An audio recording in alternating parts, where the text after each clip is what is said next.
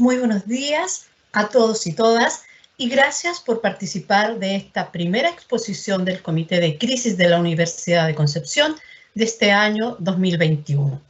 Esta oportunidad está destinada a informar a toda la comunidad y personal universitario sobre la actualización de las medidas, procedimientos y criterios adoptados en la prevención del COVID en nuestra universidad.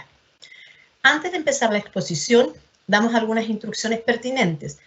Cualquier consulta que vaya surgiendo a lo largo de la exposición la pueden realizar desde el icono Preguntas y Respuestas que está en la pestaña superior de su pantalla. Estas consultas van a ser recogidas, consolidadas y respondidas al final de la exposición. La duración de esta actividad está programada para 1 hora y 30 minutos. La exposición será grabada y posteriormente será subida al sitio web del Comité de Crisis y compartida con el personal. Sin más dilación, dejo con ustedes al director de servicios de la Universidad de Concepción y líder del Comité de Crisis, el doctor Alejandro Tudela Román.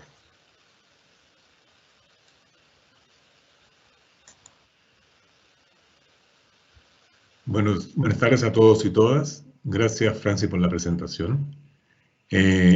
Corresponde que realicemos una actualización de las medidas y procedimientos y criterios que ha adoptado el Comité de Crisis en el marco de la pandemia.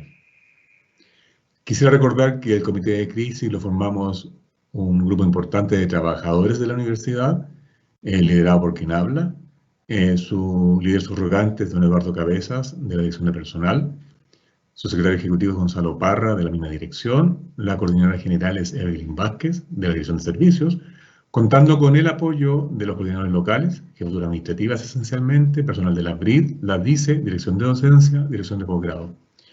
También está Carla Pérez, como coordinadora de las POMPAR, Enrique McKeever, como coordinador de contratistas, y Francis Parra, nuestra coordinadora de comunicaciones.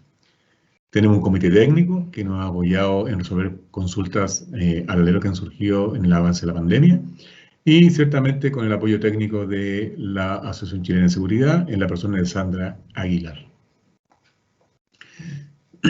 Quisiera precisar que las normas y referencias que asume el Comité de Crisis se basan en los dictámenes del Ministerio de Salud, el Ministerio de Economía, Fomento y Turismo y la misma Asociación Chilena de Seguridad.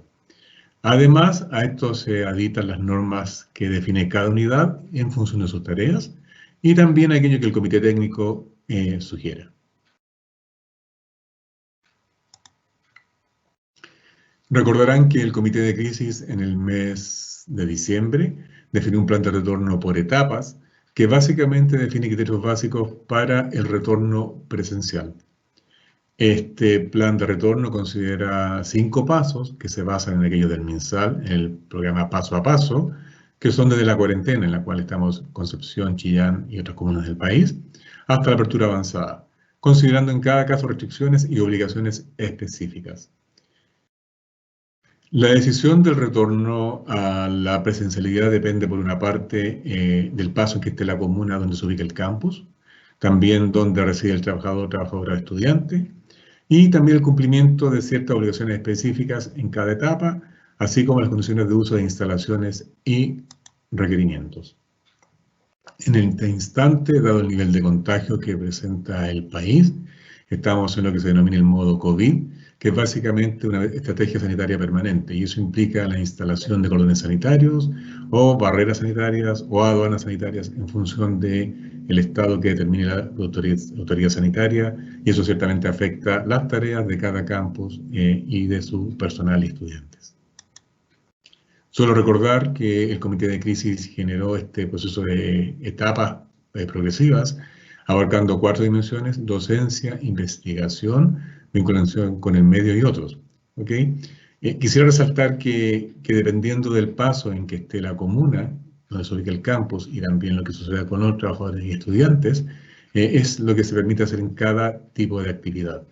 En el verano pasado, por ejemplo, en el marco de las prácticas laborales, se definieron aquellas condiciones que permitían que los estudiantes pudieran realizar esas actividades que eran obligatorias y que no podían ser virtualizables. En el marco de la investigación, Quisiera precisar que el Ministerio de Salud incorporó a la investigación como una actividad esencial, lo cual ciertamente implica que es factible que estas tareas se desarrollen dentro de la institución. Lo que es atención a terceros, esto va a depender del paso. Ciertamente el paso 1 es el más restrictivo en el que estamos ahora, lo cual implica restricción en cuanto al desarrollo de estas tareas.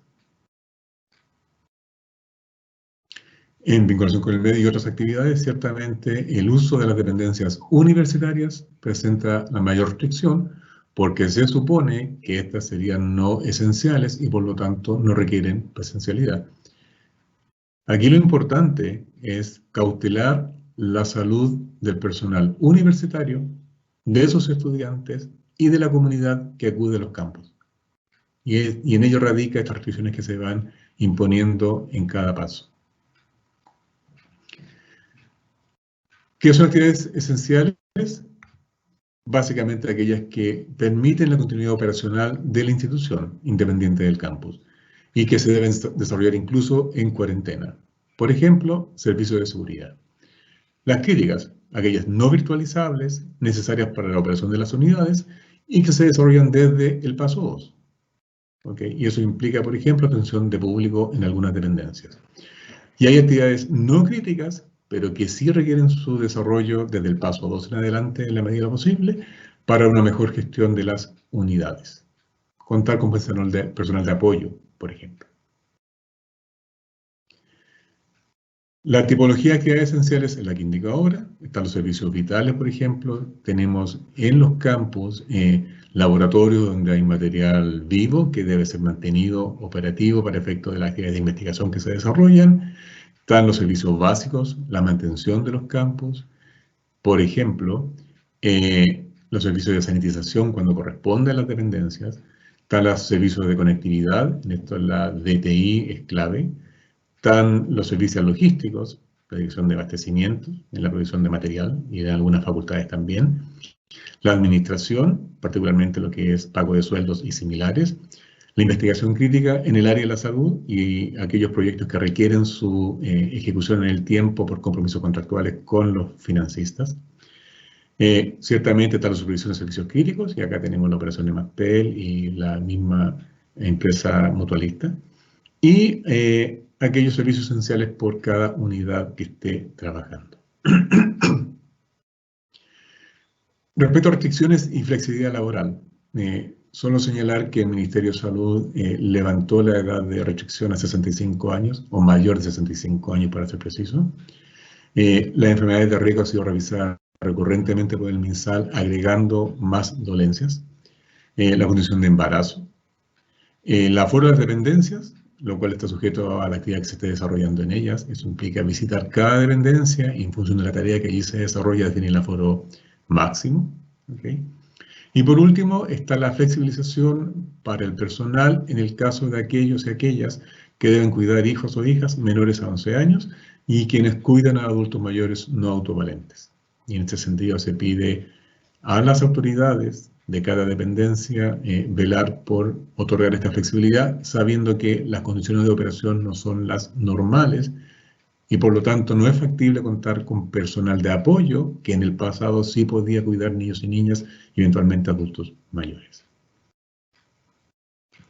Ha habido un proceso de capacitación permanente que abarca al menos ahora 3 dimensiones. Primero, aspectos básicos del COVID, lo que es limpieza y desinfección. Se agregó un módulo de contención emocional en el caso de trabajadores y trabajadoras, y acá contamos con el apoyo invaluable de la UAPU. Esta capacitación se ha venido realizando en forma virtual, vía Descapacita en el caso de trabajadores y trabajadoras. En este instante en forma automática vía la dirección de docencia para estudiantes de pregrado o dirección de posgrado para estudiantes de posgrado. ¿Ok?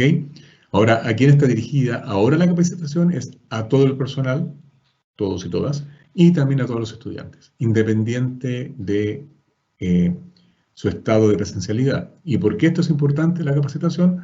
Porque fuera de conocer aquellos elementos básicos del COVID, es relevante que estemos conscientes, o seamos conscientes, del nivel de riesgo que nos exponemos ante acciones de riesgo. ¿Okay? Y por lo mismo sugerimos que, independiente de si el estudiante está retornando a las aulas, haga el curso para que conozca aquellos factores que debe considerar en sus decisiones. También precisar que si bien es necesario realizar el curso, esto no es condición suficiente para el retorno, porque va a depender de la actividad que se desarrolla en cada caso. En aquellos casos en que es necesario retornar, estando en cuarentena en el paso 1 o los fines de semana en el paso 2, se requiere un permiso único colectivo. El permiso único colectivo y su uso requiere de 3 elementos. El permiso en sí, que lo gestiona cada jefatura administrativa o a quien se haya delegado esa actividad en cada unidad. También tener a la vista el contrato vigente, con una antigüedad no mayor a 30 días, y eso se obtiene desde el infotrabajador. Y también un documento o un certificado que señale que la actividad que desarrolla esa persona es esencial. Y ese documento lo emite en la jefatura directa del trabajador, trabajadora y eventualmente estudiante cuando corresponda. Es una ordenanza legal que establece la autoridad y por lo tanto es importante que se cumpla con aquello. ¿Okay? Y aquí también viene la responsabilidad de la emisión de los PUCs para evitar caer en sanción por su emisión cuando no corresponde. También recordar algo que debería estar muy instalado en todos y todas, es acerca del uso de elementos de prevención. El uso de mascarillas, quirúrgicas particularmente, el uso de respiradores KN95 y de protectores faciales dependiendo de la actividad desarrollada, el uso y disponibilidad de alcohol gel en las dependencias o soluciones de alcohol o de cloro u otro, la actividad de medición de temperatura, y acá tenemos que tener cuidado porque los equipos electrónicos que se están usando tienden a descalibrarse en función del ambiente donde se utilizan, y eso implica estar verificando en cada unidad que estén midiendo efectivamente lo que corresponda. Y el registro de asistencia por un tema de trazabilidad, algo que la autoridad sanitaria nos impone. El uso de pediluvios para desinfección de calzado, el uso de guantes en función de la tarea desarrollada. Y por último, en aquellos casos, a partir del paso 2, cuando hay atención de público, que se instalen separadores para asegurar o minimizar el riesgo de contagios. Acá es relevante recordar la ventilación. La evidencia señala que una adecuada ventilación de los espacios ayuda a minimizar el riesgo de contagio. Y eso implica que aquellas unidades centralizadas o académicas que requieran intervenciones para mejorar ventilación lo deben solicitar. Respecto a la sintomatología, la autoridad sanitaria ha hecho una clasificación para efectos de detectar aquellos casos que son sospechosos, probables o confirmados. Primero que nada, habla de síntomas cardinales, y aquí son 3. Tener fiebre mayor a 37,8 grados, la pérdida brusca y completa del sabor o del olfato. ¿Okay? O sea, si uno tiene alguno de estos 3 síntomas, hay que estar alertas. Luego vienen los otros síntomas que se complementan con los anteriores, que son la tos, la congestión nasal, la disnea, la taquipnea, que básicamente problemas respiratorios, la dinofagia, dificultad para tragar, la mialgia, dolores musculares básicamente, la fatiga, dolor torácico, el escalofrío, la diarrea, náusea, vómito o cefalea, dolor de cabeza. Entonces es relevante tener presente esta clasificación porque la adecuación que hace la autoridad respecto a qué es sospechoso o probable va a depender de los síntomas.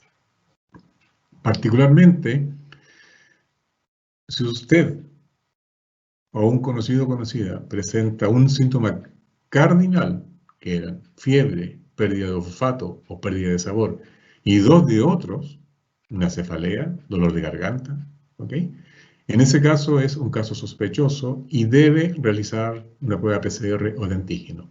Las pruebas se hacen en los centros de salud, cercanos a cada domicilio. En internet hay información acerca de aquello. Casos probables son aquellos que son sospechosos, se hace una PCR y el resultado no es concluyente respecto a que no es negativo. ¿Ok? O un caso probable, alguien que es asintomático, que no ha tenido síntomas, se hace, o tiene algunos síntomas del carácter otros, o sea, no ha presentado ni fiebre, ni pérdida de olfato o sabor, pero tiene una prueba de antígeno positiva. ¿Ok? O una persona que con un PCR no confirmatorio tiene problemas a nivel del sistema respiratorio, pide una tomografía y eso lo hace un especialista. O en aquellos casos de un contacto estrecho con un confirmado. Eso lo vamos a ver más adelante, cómo lo definimos, algo que también el MinSal ha estado actualizando. Con síntomas de cardinalidad y de otros.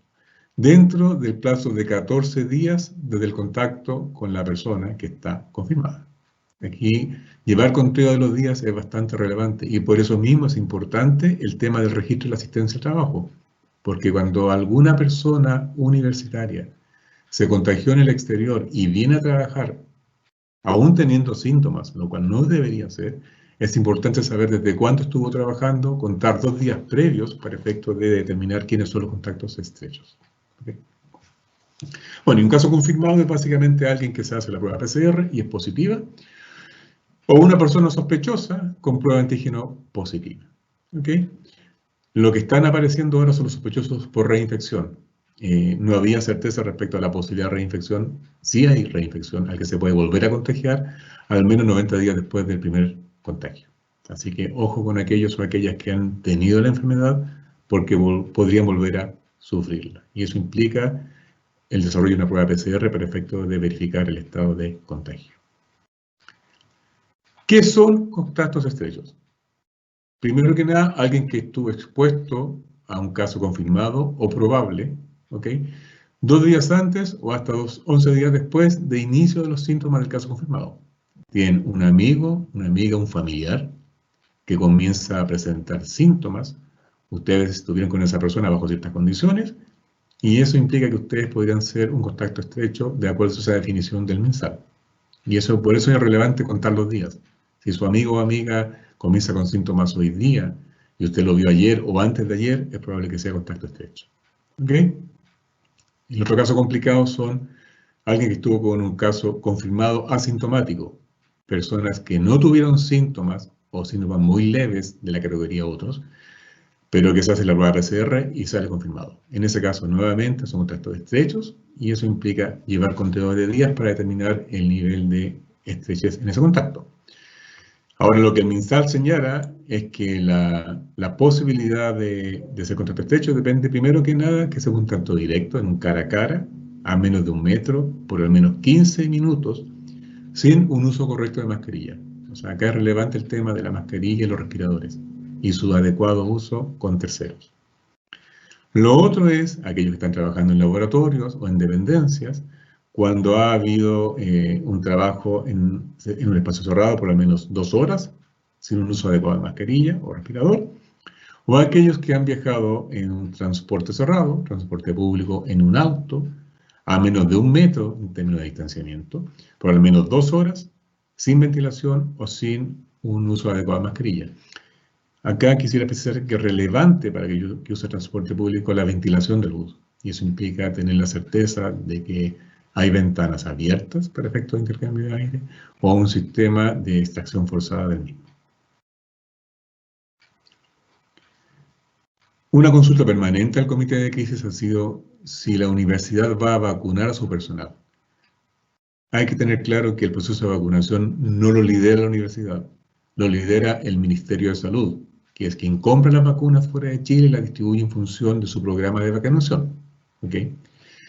Quisiera señalar, como se informó ayer por correo electrónico desde la Dirección de Personal, que la semana del 12 de abril se va a vacunar personal universitario, independiente de su función, en los centros de vacunación cercanos al domicilio de cada persona. Para ello es necesario portar un certificado de antigüedad que es oficina de infotrabajador. Una persona que ya se ha vacunado porque o era de los grupos de riesgo o cumplía con cierta condición de edad u otra razón, debe seguir operando en base al calendario que se le asignó en su momento. No retiene o no debe volver a vacunarse, por favor. ¿Ok? En consulta con especialistas, se nos ha señalado que una persona de riesgo por comorbilidad o por edad, aunque esté vacunada con sus 2 dosis, no debería volver al trabajo. Básicamente, porque la vacuna que se está aplicando ahora es para la cepa original del COVID, y no tiene cobertura para las mutaciones que ha habido, y por lo tanto esa persona se podría contagiar. Si bien también han señalado que los síntomas podrían ser menores respecto al caso original, y creo que la prevención es lo que debe primar en este caso. En el caso del personal entre 60 y 65 años, lo que se sugiere es que, pudiendo volver a trabajar, se minimice su exposición al riesgo. Básicamente, que no atienda público, que desarrolle su trabajo en áreas con buena ventilación, etc. En relación a las enfermedades de riesgo, un tema que aparece recurrentemente, ya sea para determinar si alguien debería vacunarse pronto o no, o también si debe o no trabajar presencialmente. Bueno, están las que eran las usuales, que son una enfermedad pulmonar crónica, como una asma bronquial sin tratamiento o de crisis o de riesgo, una EPOC, fibrosis quística, enfermedades neurológicas, enfermedades renales crónicas, particularmente aquellos dializados, una enfermedad hepática crónica, una hepatitis crónica producto por recurrencia, enfermedad metabólica como la diabetes mellitus, las cardiopatías, la hipertensión arterial con tratamiento farmacológico, y eso implica una verificación médica. Y algo que apareció que no estaba incorporado antes es la obesidad, con un índice de masa corporal mayor o igual a 30 en adultos. Es un tema relevante porque ese personal o esos estudiantes son de riesgo y por lo tanto no deberían asistir al trabajo de ninguna manera. Enfermedades autoinmunes, cáncer e inmunodeficiencias congénitas o adquiridas.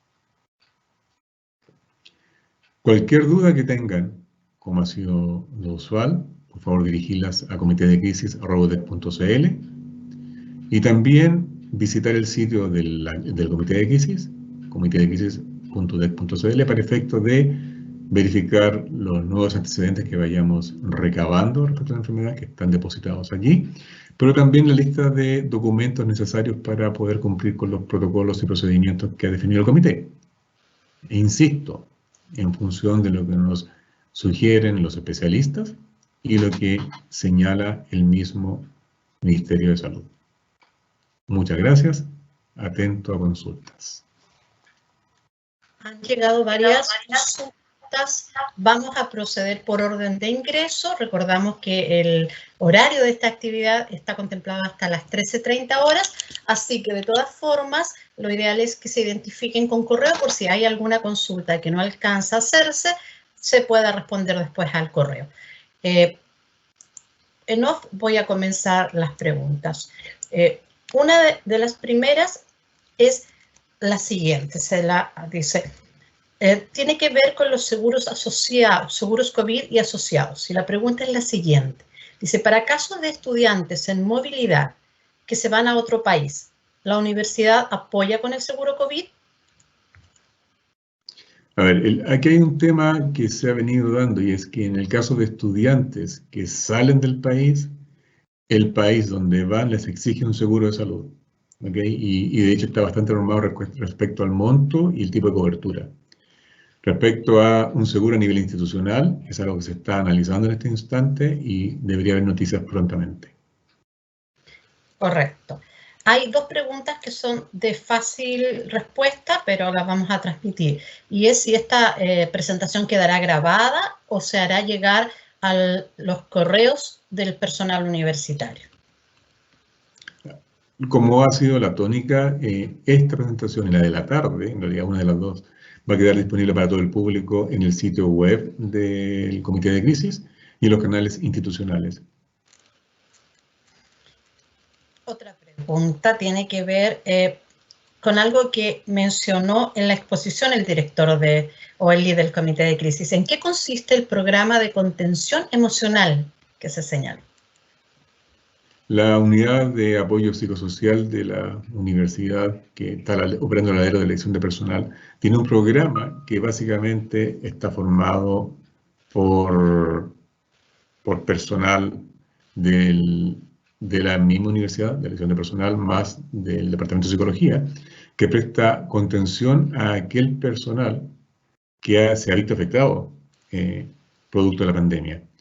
La UAPU ha venido realizando recurrentemente presentaciones, y si hay algún requerimiento al respecto, lo que debe hacer el funcionario y la funcionaria es enviar un correo a la dirección de personal pidiendo el apoyo cuando corresponda. A partir de este año tenemos un acuerdo de colaboración con la UAPO y debería pasar que en el futuro próximo, probablemente de aquí a un mes, tengamos una actividad conjunta para efectivamente difundir las acciones que realiza la UAPO y por esa vía apoyar al personal, porque ya no es solo un tema físico, sino también de desgaste emocional que requiere contención. Hay una, más que consulta, una opinión, pero la vamos a traspasar igual. Y señala, dice, me llama la atención la ausencia de profesionales microbiólogos, enfermeras y médicos especialistas en enfermedades infecciosas en el comité de crisis. Muchas gracias por el comentario. El comité de crisis tiene un comité técnico y en ese comité técnico sí tenemos personal de la Facultad de Ciencias Biológicas, de la Facultad de Medicina, la Facultad de Enfermería, de Farmacia e incluso veterinaria. Y es el personal al cual recurrimos cuando tenemos dudas relativas a los procedimientos que decreta el mismo MinSal o cuando llega a consulta el mismo personal universitario. Así que a la consulta o el comentario, sí, tenemos asesoría técnica al respecto. Nueva consulta. ¿Existirán nuevas fechas para las jornadas de capacitación del curso COVID? Lo que nos importa es capacitar a todo el personal y en la medida de la necesidad en cuanto a cuántos falta por capacitar, ciertamente va a haber nuevas fechas y eso incluye tanto al personal y a los estudiantes, independiente de su categoría. Próxima pregunta. ¿El permiso colectivo para estudiantes lo gestionará la universidad a través del comité de crisis o cada estudiante debe gestionarlo a través de comisaría virtual? Lo anterior señalan en caso de que la comuna en que resida él o la estudiante esté en fase 1 y la comuna de Concepción en fase 2 o 3. ¿Esto debe hacerse además de manera semanal o permanente? A ver, los permisos únicos colectivos solo los emite el empleador, no una persona natural. Si bien el sistema aparentemente permitiría que alguien generara un PUC, eso es ilegal. Si un estudiante o una estudiante requiere venir a la universidad al desarrollo de una actividad que es crítica, lo que se debe hacer es vía la jefatura administrativa de la facultad o a quien se designe la obtención del permiso único colectivo. No lo hace el estudiante per se en la página de comisaría virtual. Eso es un delito. ¿Ok? El permiso dura una semana y lo cual implica que un estudiante debe solicitar cada vez que deba volver al campus su obtención a quien corresponda. Hay permisos para viajes diurnos, nocturnos, día de semana y fin de semana. Así que dependiendo de la tarea que esa persona realiza, deberá ser necesario obtener un permiso para día laboral o no laboral. Próxima pregunta. ¿Las actividades de laboratorio asociadas a un proyecto Fondesit son consideradas como actividades esenciales? Como señalé delante, el Ministerio de Salud incorporó como actividad esencial la investigación, lo cual implica que dependiendo de la tarea que requiera presencialidad, se puede autorizar la asistencia a los campus. Es un tema que cada investigador o investigadora debe consultar en su mérito al comité de crisis. Hay más preguntas sobre esta materia, así que vamos a irla desglosando. Que hay una bien extensa, dice, en una actividad crítica del tipo laboratorio, realizada en dependencias de la universidad, donde los y las estudiantes no tienen contacto físico entre ellos, ni con terceros, ni manipulan material de riesgo biológico. ¿Cuáles son las indicaciones en cuanto a las vestimentas, el uso del delantal, los elementos de protección personal? ¿O se solicitará también cambio de vestuario o uso de uniforme?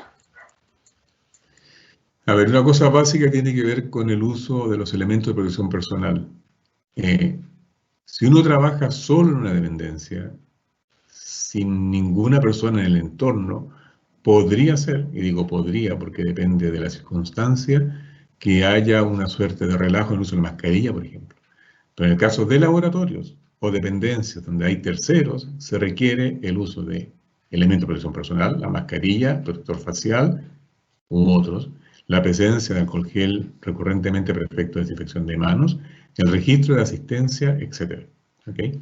Como dije delante, los responsables del laboratorio deben evaluar también el sistema de ventilación de la dependencia. Si la ventilación no es la adecuada, se requiere hacer una adecuación para asegurarnos de que hay un recambio de aire que evite eventualmente la diseminación del virus en caso de que haya alguna persona contagiada asistiendo. Acá quisiera reforzar algo que dije delante. Si un estudiante o un trabajador o trabajadora tiene síntomas, lo peor que puede hacer es ir a la universidad a desarrollar una tarea que para él o ella puede ser crítica. Porque al hacer aquello, lo que va a hacer es probablemente contagiar a alguien que se ha estado cuidando en este tiempo en forma responsable. El uso de ropa y material de aquel tipo es un asunto que cada cual deberá evaluar dependiendo del material que maneja, pensando en autocuidado, en la eventualidad, si hay problemas de contagio o la persona se expone recurrentemente a riesgo en su trayecto, lo que debe hacer responsablemente es usar una ropa distinta en la universidad de aquella que usa en la casa.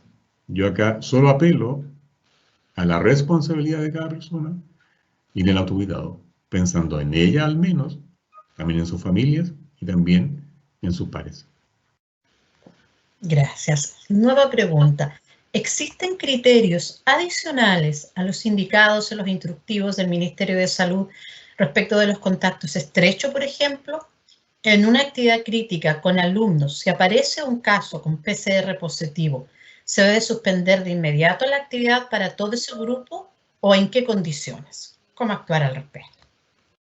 Gracias por la pregunta. Primero que nada, la definición de contacto estrecho del Ministerio no es nuestra y nos acogemos a ella. ¿Okay? En ese sentido, el comité no la va a modificar. De hecho, el Ministerio ha estado haciendo ajustes o precisiones a aquella definición.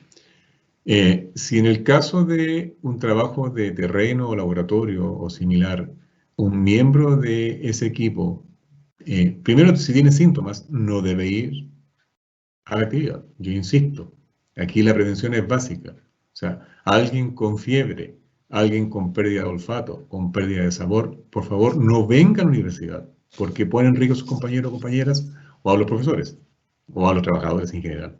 ¿Okay? Ahora, si esa persona efectivamente con síntomas se hace la PCR y da positivo, lo primero que debe hacer es informar a su jefatura de carrera o al profesor o profesora, porque tenemos que hacer la trazabilidad para saber si algún compañero o compañera o profesor o profesora o trabajador ha sido contacto estrecho y que también amerita una cuarentena de esa persona. ¿Okay? Yo acá les pido encarecidamente ser responsables respecto a aquello. Personas con síntomas, por favor, no vengan a la universidad, porque en aquello solo arriesgan a sus compañeros o compañeras. Una nueva pregunta. ¿El contrato puede ser reemplazado por un certificado laboral de actividad crítica o se requieren ambos, contrato y certificado? Se requieren los dos. En ese sentido, la autoridad sanitaria ha sido bastante explícita. Se requieren el PUC, el contrato y el certificado. Y no son reemplazables. Clarísima la respuesta. Una pregunta bien amplia también, la vamos a traspasar tal cual. Dice, sobre los seguros COVID-19 del personal restringidos a la presencialidad, tengo una objeción y una pregunta. Es sabido que la mayoría de los contagios son en casa. Nosotros trabajamos en nuestra casa y para poder hacerlo, muchas veces contratamos a personas que nos cuidan los niños o niñas. En esto hay un riesgo. La persona nos puede contagiar y ese riesgo solo es porque a su vez necesitamos trabajar, sobre todo personas que tenemos funciones de alta demanda. ¿Podemos acceder a este tipo de garantía también?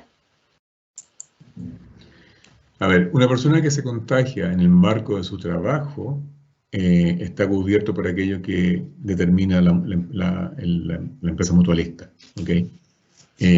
Si el contagio, y eso implica una evaluación para determinar que fue así. Si el contagio no fue en el marco del trabajo, básicamente corre lo que aplica para la ISAPRE o FONASA, dependiendo de la institución aseguradora. Aquí hay casos y casos, y lo que debemos hacer básicamente es, cuando alguien tiene una consulta al respecto, es dirigirnos a la dirección de personal para que nos guíe en relación a cómo actuar en función de el tipo de contagio en que se incurrió. Insisto, si es contagio por vía laboral, opera la mutual. Si es contagio de otro tipo, opera el seguro por ISAPRE o por FONASA. Considerando que el plan de vacunación COVID-19 es voluntario y sabiendo ahora que se ha incorporado al personal universitario al calendario de inoculación del MinSal, la pregunta es si será necesario que los organismos y reparticiones de la universidad informen al comité de crisis cuántos funcionarios y funcionarias están vacunados. A ver, solo por razones estadísticas sería bueno conocer el personal que se ha vacunado para tener el nivel de cobertura. Como señala la persona, el proceso de vacunación no es obligatorio, es optativo. Cada cual asume su responsabilidad de no vacunarse y, por lo tanto, en caso de contagio, subir las consecuencias si es de riesgo o eventualmente afectar a terceros. En ese sentido, es relevante considerar de que la posibilidad de contagio está siempre presente y, por lo tanto, lo que estamos pidiendo como comité es que responsablemente cada trabajador y trabajadora se vacune. Sabemos que la vacuna no evita el contagio, pero minimiza el riesgo de pasar a una fase de mayor riesgo en cuanto a la salud. Por lo tanto, nuestra recomendación es procede a vacunarse, ya sea porque está en un grupo de riesgo, por edad, ahora porque trabaja en la universidad, pero hágalo. No hacerlo lo pone en riesgo a usted, a su familia, a sus cercanos. Nueva pregunta. ¿En el proceso de vacunación se incluyen los trabajadores y trabajadoras a honorarios? Es toda persona que tiene un contrato vigente con la universidad. Cualquier honorario en sí es un contrato, por lo tanto, debería estarlo. Esta pregunta ya se hizo, pero a lo mejor no quedó clara, así que prefiero reiterarla. Dice, ¿el contrato puede ser reemplazado por un certificado laboral de actividad crítica? No. Y si alguien lo quiere hacer, se somete a una sanción legal por parte de la autoridad sanitaria. Para poder desplazarse en cuarentena, paso 1, o fin de semana, paso 2, se requieren el permiso único colectivo, el contrato vigente, con una vigencia de al menos 30 días, y además el certificado de actividad esencial. Sin aquellos documentos, no es factible legalmente desplazarse. Aquí hay una pregunta que se refiere a los estudiantes. Dice, ¿los estudiantes que ingresan a sus actividades clínicas están considerados para recibir la vacuna en forma prioritaria? A ver, en el campo de la salud, lo que ha estado haciendo el MinSal es priorizar a ese grupo. Y eso incluye tanto al personal que trabaja en el área de salud como a los estudiantes. Así que aquellos que están retornando para actividades clínicas ciertamente van a estar con prioridad. Aquí hay una pregunta que también se ha dicho, pero que vamos a reiterar. Fechas para el curso de capacitación, nuevas fechas, y cómo o con quién inscribirse. A ver, el curso de capacitación en el área de la docencia lo está llevando pregrado y posgrado con sus plataformas respectivas y eso es recurrente todo el tiempo. En el caso de los trabajadores, lo que se está haciendo vía la DIRPER es agendar fechas en función de cuánta gente queda por cubrir. ¿Okay? Recurrentemente lo que se hace es informar a las jefaturas administrativas para que a su vez informen al personal de las facultades y las unidades acerca de calendarios de capacitación. En este sentido, yo le pido a los trabajadores y trabajadoras que consulten a sus jefaturas para por esa vía conocer la fecha de los cursos. Una pregunta compleja que a lo mejor de resolver, pero la vamos a transmitir. Dice, ¿cuánto tiempo dura la protección de la vacuna la vacuna COVID es anual? Bueno, lo que nos dicen los especialistas es que aparentemente a los 90 días es posible el recontagio. O sea, de hecho, desde el inicio se informó que la vacuna no es una vacuna preventiva, es básicamente, comillas, paliativa. O sea, uno se puede contagiar estando vacunado. Solo lo que importa es que los síntomas no van a ser tan graves como no estar vacunado. Y por lo tanto, hay que insistir en que aún con 2 dosis de vacuna, tenemos que seguir manteniendo la distancia física, usar la mascarilla, el respirador, alcohol gel y otros elementos de prevención. Insisto en lo que dije delante, a los 90 días, al menos, podría haber un recontagio y en ese caso la persona, si presenta sintomatologías, debe hacerse la PCR e informar a quien corresponde a efectos del sistema de vigilancia sanitario. Nueva pregunta, dice, entiendo que las personas mayores de 65 años no pueden ir a trabajar, aunque estén vacunadas. ¿Personas menores de esa edad pueden trabajar de manera presencial? Va a depender de la tarea que vayan a desarrollar, ciertamente. El corte para efecto del MinSal es 65 años hacia arriba. Gente bajo esa edad, no teniendo una comorbilidad, perfectamente podría trabajar, pero depende del nivel de presencialidad que requiera la actividad. Insistimos, en el marco de la prevención, lo importante es que todo aquello que sea virtualizable y no sea crítico se siga desarrollando a la distancia. Todo. Una nueva pregunta que tiene que ver con los estudiantes, pero bueno, la vamos a transmitir. Dice, ¿el seguro universitario para estudiantes cubre el COVID? A ver, el seguro vigente, que es el que maneja la Suceso, no cubre COVID y eso fue aclarado hace bastante tiempo. Solamente los estudiantes del área de la salud en campo clínico están cubiertos por este seguro. Estudiantes de otras áreas no. Y es un tema que se está revisando porque requerimos, para poder normalizar nuestras tareas, de que tengamos algún mecanismo de cobertura para aquellos estudiantes que no siendo del área de la salud deban volver a los campos. Una consulta y opinión. Dice, ¿existe voluntad real para que los académicos y académicas podamos volver a nuestras oficinas durante fase 2? ¿Cómo se ha hecho en otras oportunidades, vía definición de turnos y sin considerar a las personas en riesgo y mayores de 65 años? No sé si es como pregunta o comentario. Afirmación. Comentario. A ver, voy a ser majadero en esto. Aquí lo que importa es la prevención, no importa la edad de la persona. Si alguien puede seguir trabajando desde su casa y tiene las condiciones, que lo haga. ¿Okay? No podemos exponer ni a los académicos, ni académicas, ni a ningún trabajador a un riesgo de contagio porque alguien decide unilateralmente volver al trabajo. ¿Okay? Cada paso tiene condiciones para retorno. Y eso implica que dependiendo del paso, y lamentablemente, en el Gran Concepción al menos, pareciera que vamos a vivir oscilando entre el paso 1 y el paso 2, dependiendo del paso, las condiciones de retorno son distintas. Y acá tenemos un tema de aforos, tenemos que supervisar de que en las dependencias el número de personas en circulación sea menor que cierta cantidad, lo cual implica eventualmente operar en turnos, ¿okay? Lo cual implica eventualmente cerrar ciertas dependencias dentro de la misma unidad, por ejemplo, una cafetería. ¿Okay? Pero eso es sujeto a revisión.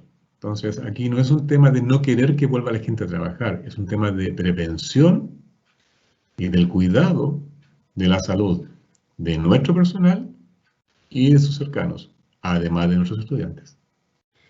Ciertamente, si el MinSal cambia las normativas, habrá que hacer los ajustes. Pero yo insisto, lo que hacemos como comité de crisis se rige esencialmente por aquello que el MinSal decreta. Hay un comentario, más que pregunta, y tiene que ver con que se hace sorpresa lo que se señala porque en el Departamento de Microbiología nunca han consultado al respecto. O sea, ¿a qué se referirá? pero lo pongo sobre la mesa porque se hizo esa pregunta. Solo Francia, una precisión, cuando una unidad académica ha retornado, ha sido porque se ha solicitado, porque en esa unidad académica hay una tarea que es de carácter esencial o crítico. ¿Ok? El comité, cuando ha utilizado las funciones en específico, lo ha hecho en el marco de la legalidad vigente. Por favor. Yo creo que tiene que ver con dos preguntas que vienen acá y que están muy hiladas. Una señala, ¿quién es el o lo responsable de definir si una tarea es esencial? Y la segunda dice, finalmente, ¿será requisito estar vacunado o vacunada para realizar trabajo presencial en la universidad? A ver, el carácter esencial de las tareas lo define el MinSal y básicamente, como mostré delante, una lista larga, va a depender esencialmente de la unidad académica y del trabajo que se haga. ¿Ok? La esencialidad pasa porque si esa tarea no se realiza, ponemos en riesgo a la institución, sus activos, a la persona o a proyectos. ¿Okay? Eso define, si lo miramos en forma muy somera, la esencialidad. Si el trabajo no requiere que el trabajador o trabajadora venga a la universidad, eso no va a ser esencial. Si lo puedo hacer desde la casa, perfectamente eso implica que no requiero estar presente en el trabajo. ¿Okay? Y como dije también, la mera vacunación no asegura el retorno, va a depender de la persona y va a depender de la tarea. Ciertamente, en este proceso de vivir oscilando entre el paso 1 y el paso 2, va a implicar que esta institución y otra de educación superior tengan que adecuar con la debida justificación al MinSal de ciertos procesos para poder abordar temas de investigación, docencia o de otro tipo. Pero el retorno por la mera vacunación en sí no está asegurado. Una nueva pregunta relativa a los estudiantes, en general a la comunidad. Dice, cuando volvamos a las actividades presenciales, ¿se exigirá un curso COVID a los alumnos para la vuelta a clases? Toda persona vinculada a la universidad, ya sea trabajador, trabajadora, estudiante, debe haber hecho el curso COVID cuando retorne, todos y todas. Lo cual implica que un estudiante que viene a prácticas en laboratorio, que tiene salidas a terreno, que eventualmente tenga que asistir para una actividad docente que no se puede virtualizar, deberá tener el curso COVID. Y por eso delante dije que lo que esperamos ya casi en el mediano plazo es que el 100% de los estudiantes y trabajadores y trabajadoras hayan hecho el curso por un tema del derecho a saber, pero también para conocer aquellos elementos que inciden en el nivel de contagio y cómo nos podemos proteger. Acá hay una pregunta bien puntual. Dice, ¿qué facilidades entrega la universidad para que personal de laboratorio que debe trabajar de manera presencial, pero no puede asistir porque está al cuidado de una o un menor de 10 años? Bueno, hay un tema que tiene que abordar cada trabajador o trabajadora con su jefatura directa respecto a qué puede hacer o no puede hacer en la universidad o qué es virtualizable. Y es un tema que no lo aborda el comité de crisis en sí, sino que es un tema o un resorte de cada unidad académica. Aquí hay otra pregunta bien puntual. Dice, tengo 66 años y trabajo como docente clínico. ¿Estoy considerada de la población de riesgo que debe posponer su ingreso a trabajo presencial? El MinSal lo que sugiere es que la gente sobre 65 años no haga trabajo presencial, independiente si está, bueno, si no está vacunado con mayor razón. Y si está vacunado por un tema preventivo, tampoco. Si eres considerado una persona crítica por hipertensión con tratamiento de medicamentos, pero a su vez eres considerado trabajador esencial, ¿qué se debe hacer? A ver, aquí lo que prima es la salud de la persona, ese es el criterio básico. Si hay un tercero o tercera que pueda desarrollar la función de ese trabajador, ese tercero o tercera lo tiene que hacer. Si ese trabajador tiene una comorbilidad, pero la tarea es crítica, lo que hace el comité básicamente evalúa el nivel de riesgo que tiene esa tarea. Si esa persona trabaja solo o trabaja sola y la tarea es realmente esencial, no hay nadie más que la pueda hacer, eventualmente lo va a autorizar. teniendo el respaldo médico adecuado respecto al tratamiento al cual está sometida esa persona. Una pregunta relacionada, dice, ¿los tesistas de pregrado pueden trabajar de manera presencial en laboratorios? ¿Existe restricción según cada facultad? La asistencia de estudiantes a la universidad en general está regido por las normas de prevención, las básicas. En aquellos estudiantes de pregrado, en el desarrollo de sus tesis, trabajo final, titulación, lo que se estaba haciendo es autorizar el retorno con los debidos resguardos del caso, con la habilitación de los espacios y con el cumplimiento de la normativa. ¿Okay? Eso se viene autorizando desde el año pasado, cuando se elaboró el retorno por etapas.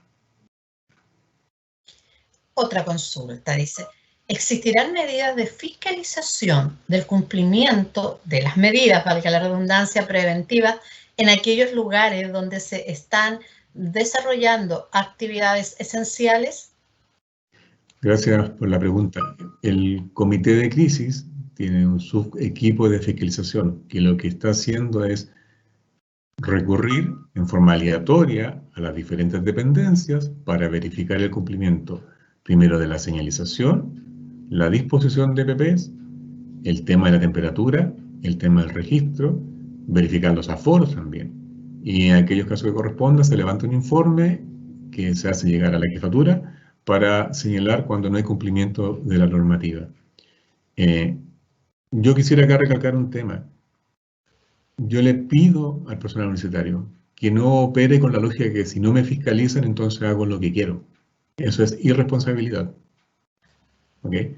Lo que le pedimos al personal es que, independiente de la fiscalización que haya, se atengan o sigan las recomendaciones del Ministerio de Salud o del mismo comité en cuanto a la prevención y el cuidado.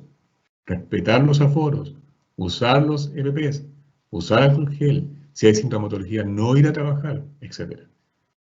Si vamos a vivir con la lógica de que si no me fiscalizan, hago lo que quiero, en realidad lo que vamos a hacer con eso es demorar aún más el retorno al trabajo, que ciertamente es algo que queremos evitar. Clarísima la respuesta. Una pregunta muy específica también. Dice, actividades de proyectos de vinculación técnica que estén comprometidas por contrato de la UDEC con alguna entidad externa, ¿son consideradas actividades esenciales? En lo general, sí, cuando hay compromisos de por medio. Y por eso, dentro de los procedimientos, hay una sección que aborda el tema, o sea, que aborda el cómo se desarrollan estas actividades. Pero sí, sí hay compromisos contractuales y obviamente el financista o quien financia no tiene holgura en los plazos. Tenemos que abordar aquello para que efectivamente se cumplan con los compromisos. Esta también es una pregunta bien específica, pero de procedimiento. Dice, ¿cuánto demora el proceso de autorización de solicitud de una actividad presencial crítica? Específicamente de las actividades en terreno. ¿Cuántos días mínimos debe hacer? ¿Con cuántos días mínimos se debe hacer la solicitud?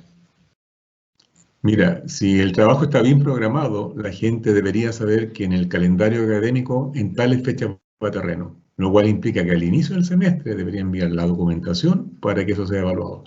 Si alguien está programando al día su actividad académica y solicita que para mañana se autorice, eso es infactible. Lo que estamos pidiendo, porque hay otras tareas que desarrollar, es que al menos con 2 días de antelación se envíe la documentación. Lo que nos ha pasado es que la gente envía antecedentes incompletos. Si uno revisa la documentación que está en los procedimientos del comité de crisis, de hecho hay un flujograma que señala claramente qué se debe acompañar o cómo se debe acompañar. Sé que puede ser un poco latoso al inicio completar los antecedentes, pero lo tenemos que hacer por instrucción de la autoridad sanitaria y de la misma mutual. Entonces, la demora en el proceso de autorización depende en cierta medida de que la gente informe completamente quiénes van, la edad, información del contacto que va a estar allí, pero también dónde se desarrolla y cómo se planifica la actividad. En la medida que eso no está informado, lo más probable es que hayan demoras que a nadie le favorecen. Clarísimo. Aquí hay una pregunta bien específica también. ¿Cómo se puede evaluar si una dependencia tiene o no un buen sistema de ventilación? Gracias por eso. Acá lo que tenemos que hacer es pedir que la jefatura administrativa de esa dependencia solicite a la dirección de servicios la evaluación del nivel de ventilación del espacio. Como mencionaba adelante, en la dependencia lo que importa es el aforo, cantidad máxima de personas por lugar al final del día, pero también si tenemos un sistema de ventanas que se pueden abrir, por ejemplo, o ventanas con una dimensión que permita un recambio de aire permanente. Dependiendo de aquello, el personal de mantención hace una evaluación y determina, por ejemplo, que un espacio después de un cierto periodo de tiempo está enrarecido y requiere ventilación y por lo tanto eventualmente requiere la instalación de ventilación forzada. Pero es un tema de valor. Perfecto. Aquí hay una pregunta que de alguna manera se ha señalado, pero la voy a repetir. ¿En qué consiste el seguro COVID? A ver, en el caso de, en lo general, un seguro lo que hace es cubrir la enfermedad, ¿no? Y los gastos asociados a ella. Si el contagio es laboral, lo que hace el seguro es básicamente cubrir los tratamientos, porque fue un contagio en el marco del trabajo. Si es un contagio que no es laboral, familiar o de otro tipo, lo que hace es cubrir el tratamiento médico donde corresponda, como cualquier seguro al final del día. Y eso va a pasar tanto con los trabajadores y eventualmente estudiantes del área de salud u otras áreas cuando esté disponible. Pregunta, ¿la universidad podría poner una limitación o restricción de ingreso si un funcionario o funcionaria no se vacuna? La decisión de no vacunarse es personal y eventualmente es un tema legal que lo tendría que ver la dirección de personal respecto a aquellos que no se quieren vacunar y eventualmente están exponiendo a sus colegas a contagios. Es un tema que no lo ve el comité de crisis, pero en su debido momento habrá que consultarlo con quien corresponda, dada la legalidad vigente.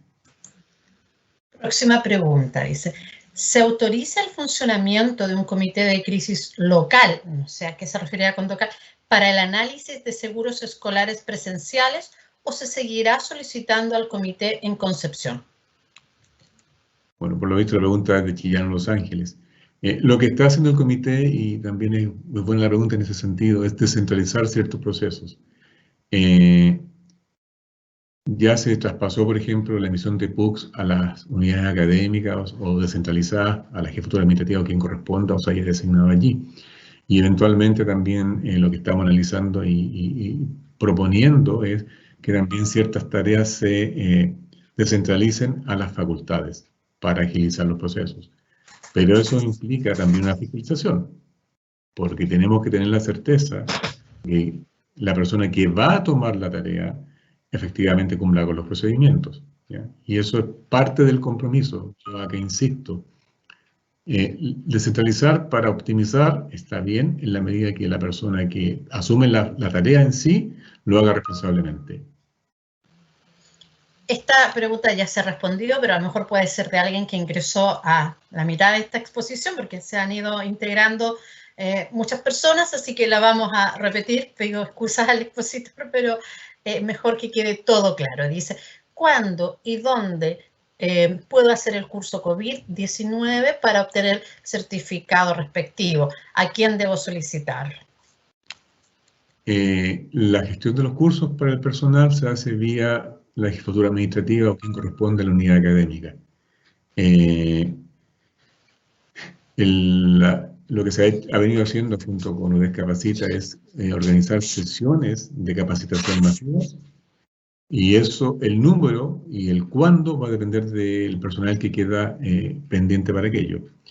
Para estudiantes de pregrado se gestionan vía dirección de docencia, que ya tiene automatizado el proceso, y en el caso de posgrado se hace con la dirección de posgrado. Los alumnos, alumnas que asistirán a actividades críticas que se realizarán en facultades, ¿podrán asistir en fase 1 con certificado del decano o un permiso colectivo solicitado por la UDEC?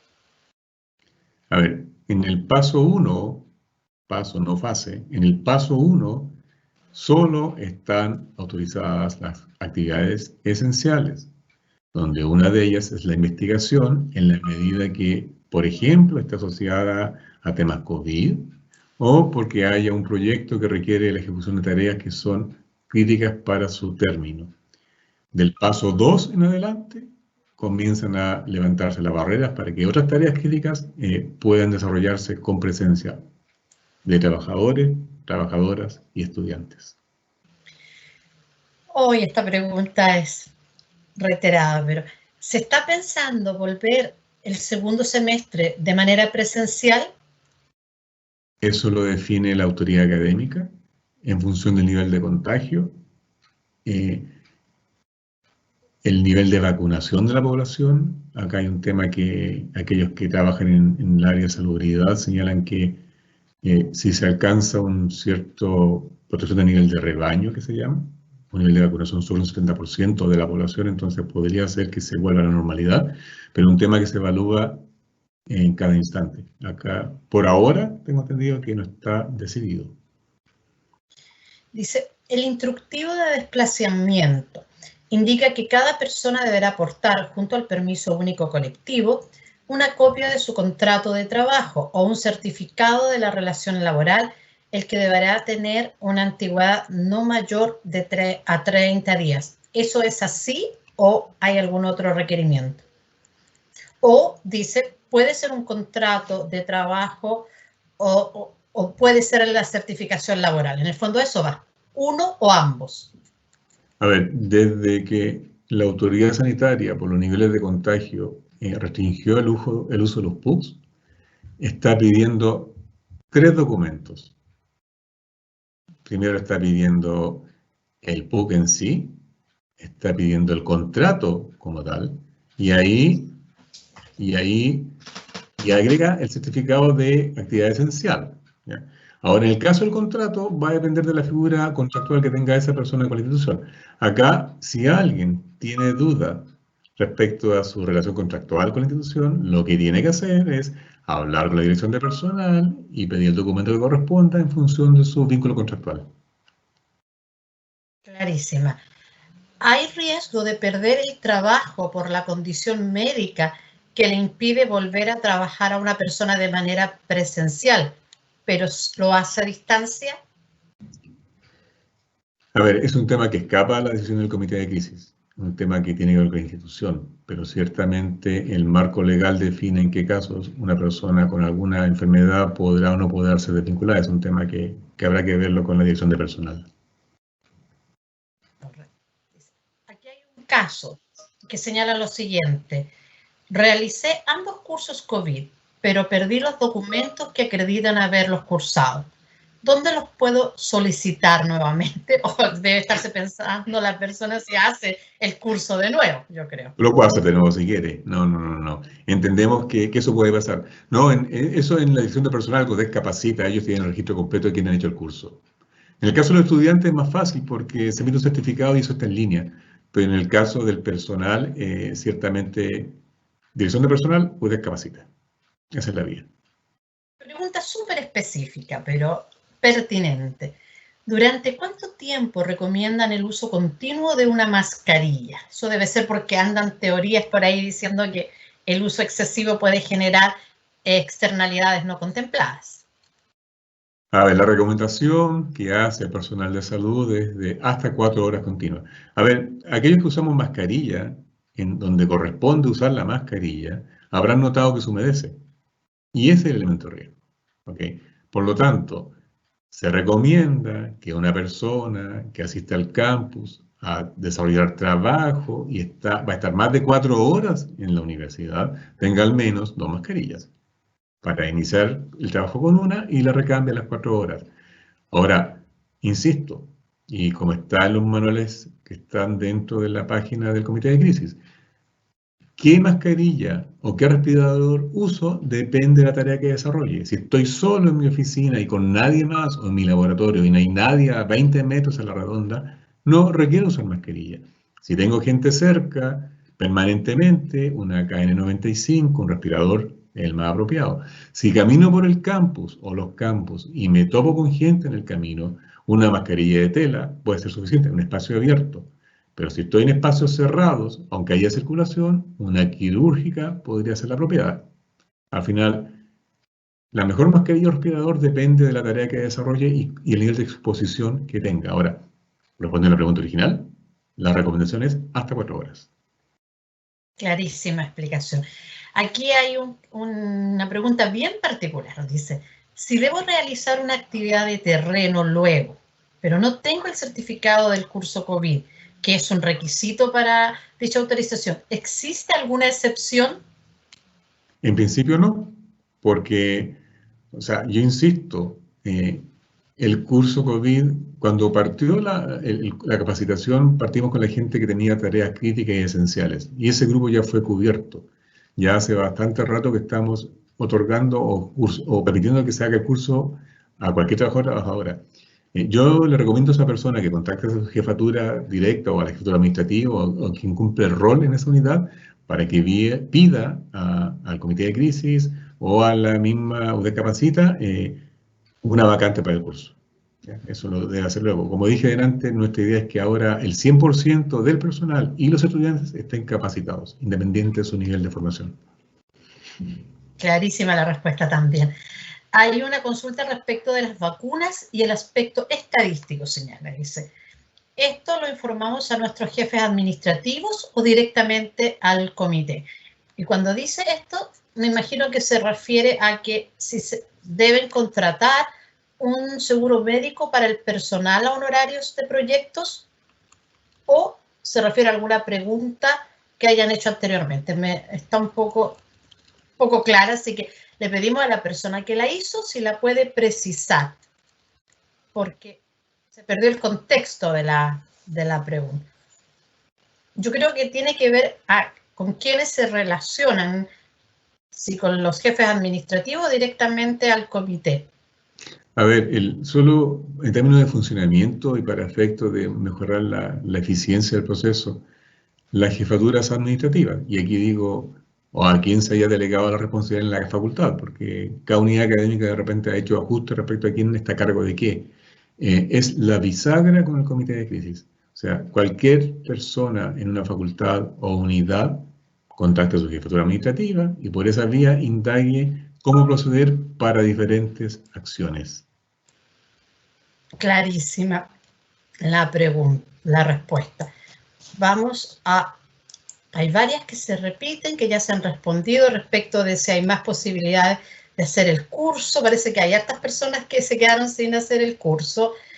Aquí dice. Solo precisar, y gracias por la consulta, aunque sean redundantes, el curso va a estar disponible en la medida que sea necesario. Como dije delante, queremos que todo el personal UDEC y también los estudiantes estén capacitados, todos. Una pregunta súper específica, dice. Me solicitaron realizar una evaluación de equipos tecnológicos en la facultad donde trabajo. ¿Debo esperar que salgamos de cuarentena o puedo asistir de todas maneras con salvoconducto emitido por la universidad? Buena pregunta.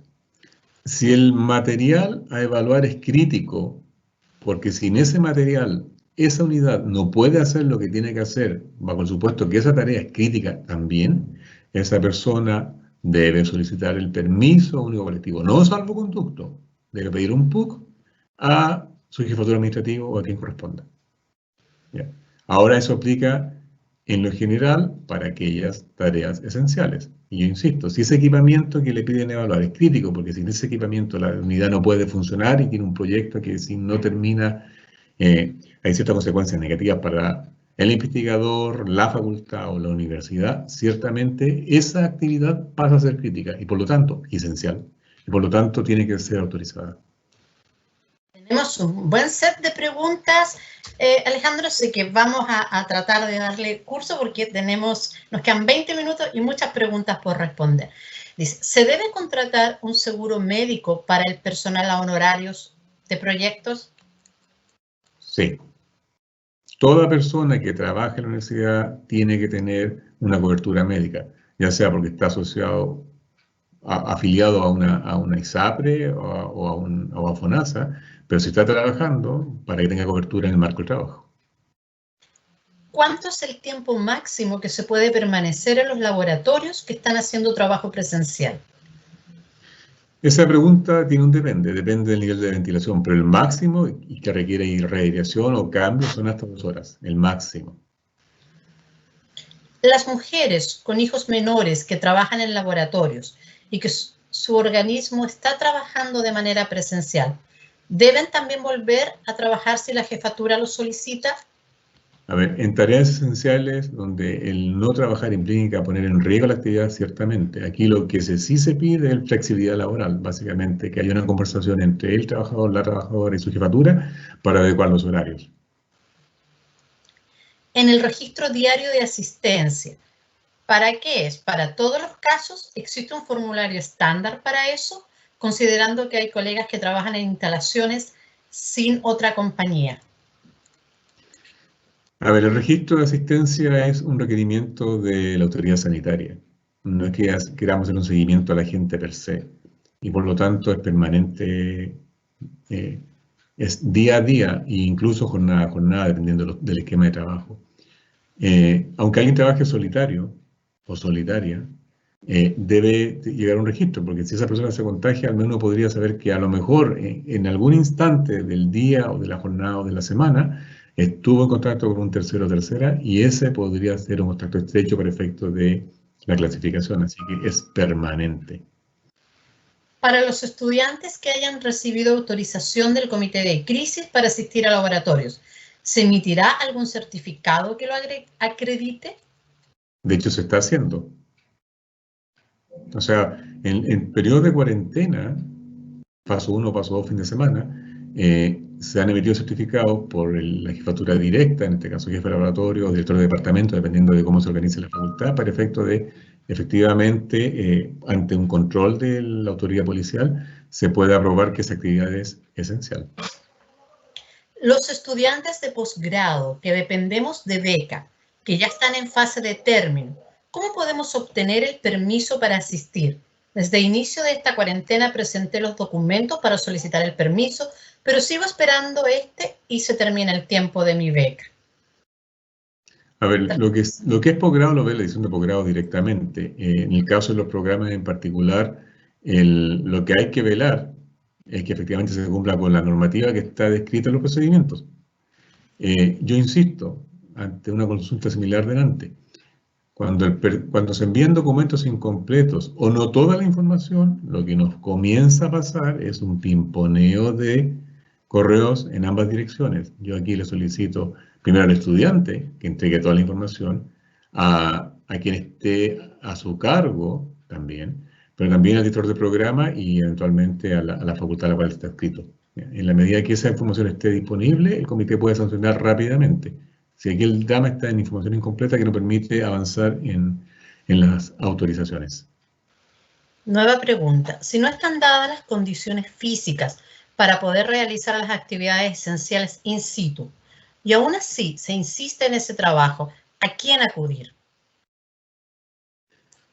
A ver, acá lo que tenemos que hablar es, o sea, lo que tiene que hacer un trabajador o trabajadora a la cual se le pide asistir al trabajo y él considera o ella considera que no están las condiciones adecuadas para su desempeño, que lo hable con la jefatura administrativa de su unidad. La jefatura está al tanto de los procedimientos y las adecuaciones que se deben de realizar, ya sea para instalación de sistemas forzados de ventilación, separadores, provisión de PPs, etc. ¿Okay? Un tema que recae esencialmente en la jefatura administrativa. Ahora, si hay duda respecto a cómo actuar, lo que tiene que hacer esa jefatura es consultar al comité de crisis, que es la línea de contacto. Cuarta vez que se pregunta este tema, pero creo que por algo lo están consultando. Y es si el certificado de actividad esencial cuenta como contrato en caso de ser fiscalizado o fiscalizado. No, en rigor no. Yo insisto, si uno yo le pido a nuestro personal que es informado, que ingrese a la página de la comisaría virtual. Y ahí está claramente especificado. Piden 3 documentos. El PUC, el contrato vigente, 30 días de antigüedad a lo más, y un certificado que declare que esa actividad es esencial. ¿Y eso por qué apareció? Porque había mucha gente que dolosamente obtenía PUCs, un contrato que también era falso, y no había nadie que certificara que esa actividad era esencial.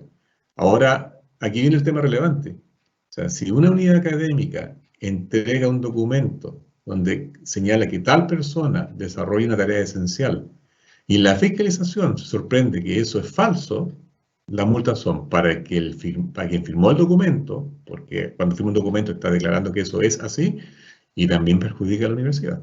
Así que yo le pediría en ese sentido precaución a quienes tienen a cargo la emisión de documentos, en lo cual se señala la esencialidad de ciertas tareas.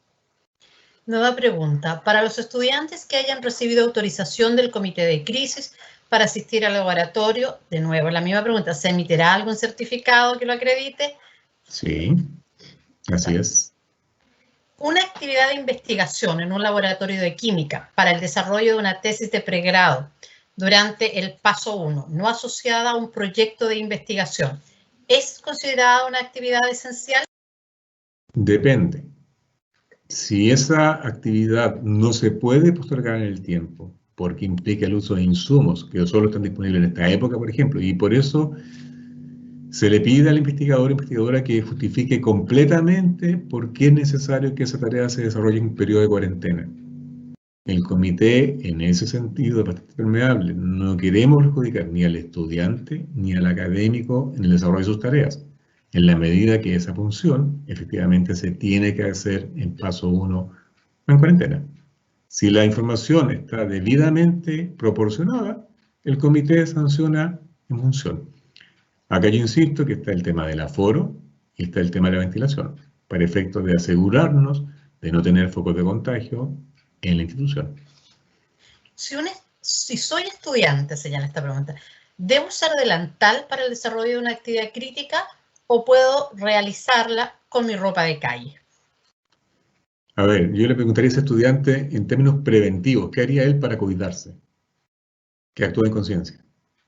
¿Okay? Si un delantal permite que eventualmente ante un contagio esa ropa quede con el virus, donde también hay discusión acerca de cuánto tiempo dura el virus en la ropa, que es una discusión eterna, pero si uno quiere ser preventivo en sus decisiones, y yo insisto en esto, no esperen una fiscalización permanente porque eso no es factible. Piensen básicamente en la seguridad. O sea, si para efectos de reducir o minimizar contagios tendré que usar una ropa distinta en el trabajo respecto a lo que uso en la casa, es lo más sano.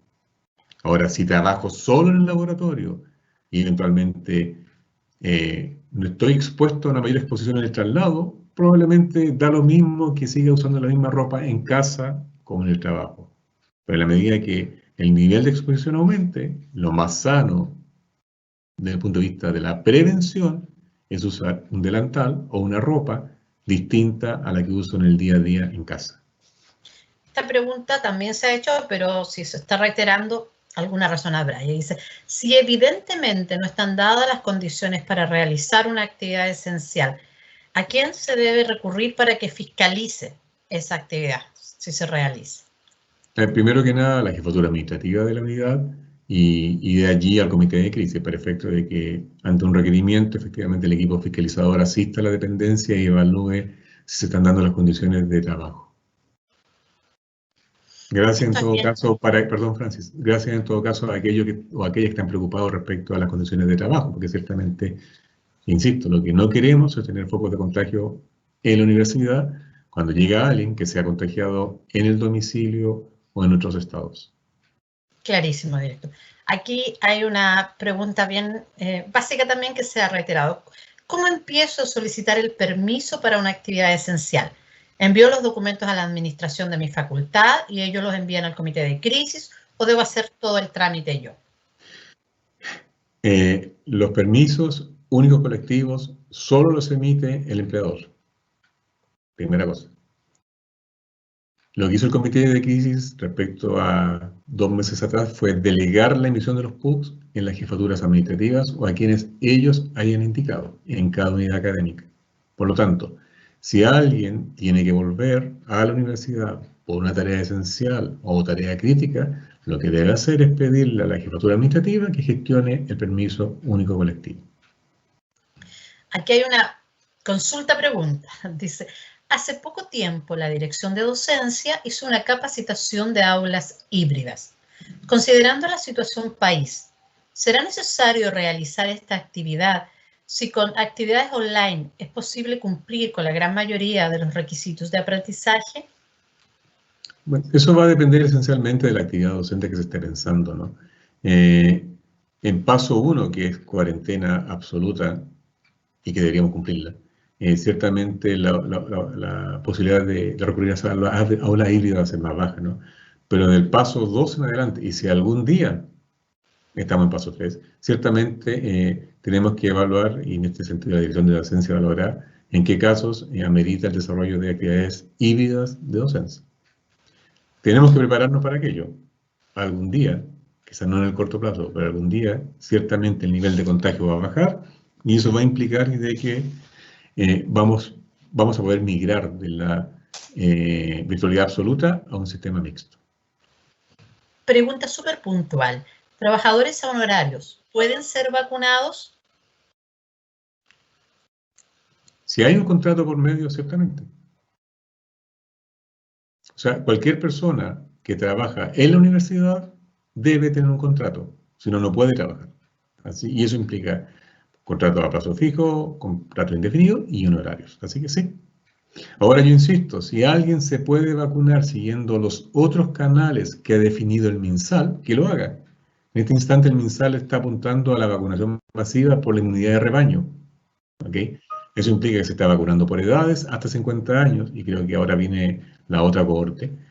Y así que si alguien cerca de su casa tiene un vacunatorio donde están vacunando por edad y esa persona se puede vacunar allí, que lo haga. Mientras antes lo haga, mejor. Ahora, lo que sí importa es que si alguien se vacunó en un CESFAM o en un SAR o donde sea, respete la fecha que aparece en el carnet de vacunación, que es la fecha de la segunda dosis, y no combinar vacunas distintas. O sea, si alguien recibió la Sinovac, la Coronavac, perdón, o la Pfizer, tendrá que esperar la segunda dosis de la misma vacuna. Clarísimo. Aquí hay un comentario pregunta y es la siguiente. Me parece discriminatorio que no se pueda asistir a la universidad si se tiene más de 65 años. ¿El discurso igualitario no existe en pandemia? Aquí hay una cosa previa que es la salud de las personas. La salud importa antes que nada. Y eso es relevante que un trabajador universitario lo tenga presente, pues formamos personas en ese sentido. Y si no somos o no hemos internalizado aquello, estamos mal. Estamos para dar un ejemplo a la comunidad y eso pasa por respetar la normativa y cuidarnos, cuidar a los cercanos y cuidar a la comunidad. No es discriminación, es cuidado, antes que nada. Aquí hay una pregunta muy específica, voy a tratar de traspasarla lo mejor posible. Dice, ¿pueden explicar en profundidad sobre qué proyectos se consideran críticos? Porque entiendo que no son todos. Por ejemplo, un Fondesit recién, si va en año 1, no se considera actividad crítica o esencial y por ende no se podría generar actividades relacionadas con este proyecto. En este contexto, ¿alguien nos asegura que nos extenderán el plazo de desarrollo de estos proyectos? A ver, como la Vicerrectoría de Investigación y Desarrollo ha señalado, la NID ha otorgado mayores plazos, pero la NID no está otorgando más financiamiento, lo cual implica que cada investigador o investigadora tiene que reprogramar sus gastos, considerando que probablemente su proyecto va a durar 6 meses más o 3 meses más, dependiendo del proyecto. Cuando el comité evalúa cada solicitud de retorno al trabajo, lo que considera es si esa actividad se puede postergar en el tiempo o no. Y yo insisto, si el investigador o investigadora no proporciona la información que describe claramente por qué su trabajo es esencial y crítico, no podemos decidir. Lo que nos pasa recurrentemente es la falta de información. Si es un trabajo de laboratorio con material vivo que no puedo obtener en cualquier instante, probablemente sea crítico. Pero si yo puedo hacer mi trabajo de investigación desde la casa y no requiero presencialidad, ciertamente lo más probable es que el comité rechace la solicitud, porque lo puedo hacer desde la casa. ¿Okay?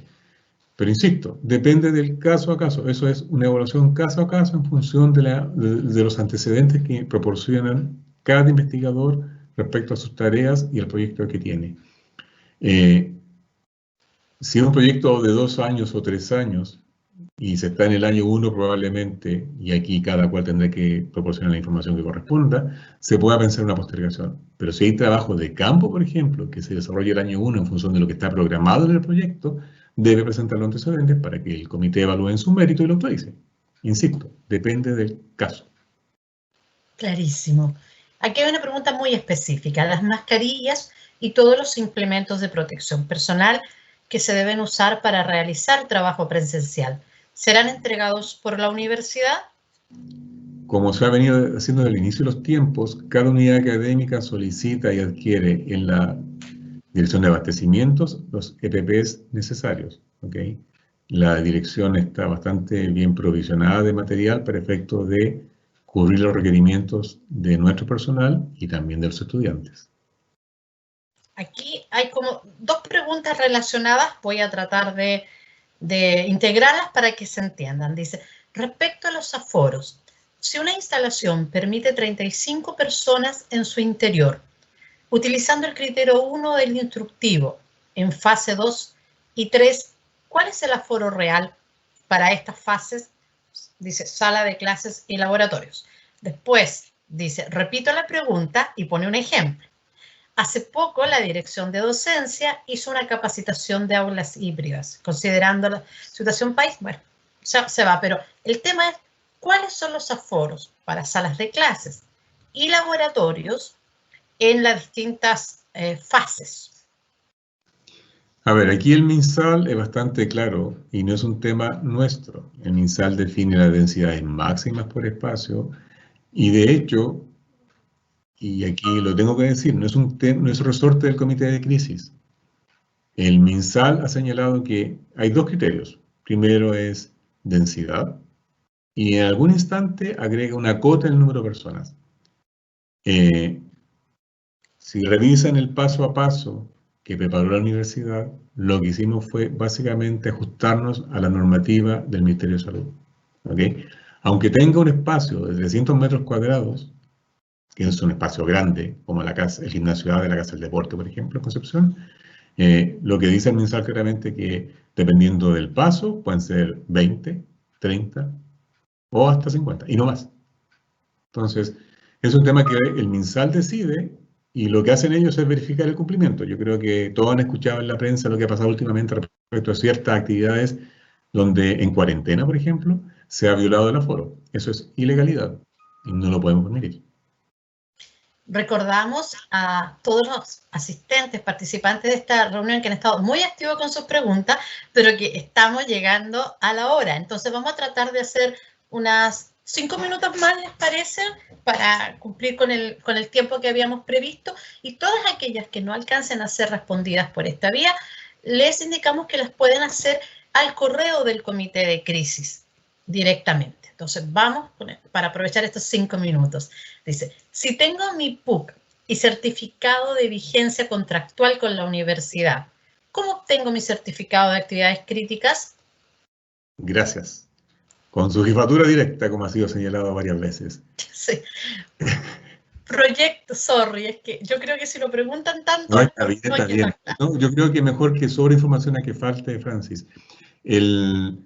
Si revisan los documentos que ha emitido el Comité de Crisis, están allí claramente señalados. Pero yo insisto, si tienen alguna duda, y aquí le insisto al personal de la universidad, ante dudas, consulten a su jefatura administrativa o a quien cumple el rol de representante ante el Comité de Crisis. Cada decisión que se adopta en el comité se traslada a las facultades, a las unidades, para que efectivamente los tiempos de respuesta sean menores. Y la gente no esté esperando una respuesta cuando la tiene en la puerta de al lado o en el teléfono de al lado, digámoslo mejor.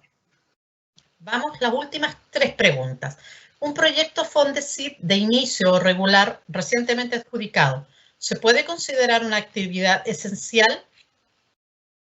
A ver, no es el proyecto, es lo que se hace en el proyecto, por favor. O sea, voy a tomar un ejemplo. Si es un proyecto de cierta área donde el trabajo es básicamente la revisión bibliográfica y trabajo que puedo hacer desde la casa, no va a ser esencial.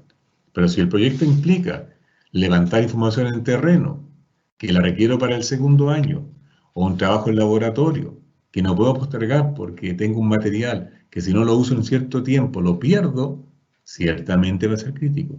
Y por eso yo insisto, cada investigador o investigadora, cuando eleve la solicitud, que sea explícito de por qué ese trabajo es esencial.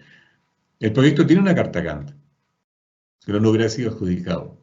Y en ese caso, la carta Gantt, donde están señaladas las actividades que va a desarrollar, es el mejor respaldo para señalar por qué es necesario que en este periodo de cuarentena o paso 2, fin de semana, ¿ok?, esa persona requiere asistir a la universidad o requiere un PUC para ir a terreno, ¿ok? Porque el proyecto en sí, y no es el proyecto como, no porque sea un proyecto Fondesit o Fondev u otro, es porque las tareas en el proyecto son las críticas. Y eso es lo que evalúa el comité de crisis. Clarísimo, dice. Si una actividad presencial en cuarentena necesita PUC, contrato y certificado de actividad crítica, ¿cómo lo hace un estudiante si no tiene contrato por el hecho de ser estudiante? ¿Hay algo que lo pueda reemplazar? Sí, sí, de hecho hemos estado operando en aquel mecanismo, así que ese estudiante o ese estudiante hable con su profesor o profesora, quien a su vez debería contratar escritura administrativa, para ver el mecanismo por el cual podemos asegurarnos que él o ella se pueda desplazar, considerando que la tarea es crítica y esencial. Penúltima pregunta para acogernos al tiempo. Dice, ¿a quién se le debe solicitar la evaluación de recintos en cuanto a la adecuada ventilación de estos? A ver, primero que nada, si revisa los procedimientos, en esto la ejecutiva administrativa o quien sea en la facultad o la unidad tiene un rol relevante. ¿Okay? Ella o él tiene que de alguna forma verificar que in situ está aquello que se requiere para poder operar.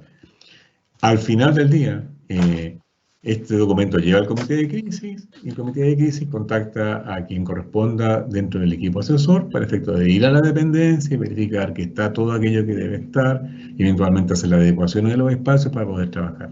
¿Ya? Entonces, si alguien está pensando en volver a su laboratorio, a un lugar de trabajo en el campus o en los campus, primero primero precise bien la tarea que va a desarrollar para que tenga sentido su retorno, porque tiene que ser esencial o crítica, pero además verifique con su jefatura administrativa respecto al cumplimiento de elementos mínimos para asistencia.